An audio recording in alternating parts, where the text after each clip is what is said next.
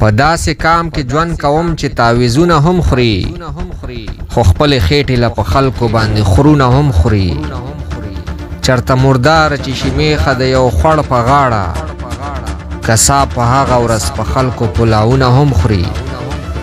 د سوزکي کاکا ته ټولې چرګې مړې شوې وې خیر ویلې دا خلک د مړو چرګو پتنونه هم خوري پخوا به هر سړی د سپینه یریده خو افسوس اوس انسانان له سپو سرمنو باسي زړونه هم خوري او نن داسې وخت ظریف خانه چې توبې وباسه خلک د خپل وجود دا ځنې اندامونه هم خوري په داسې کام کې ژوند کوم چې تعویذونه هم خوري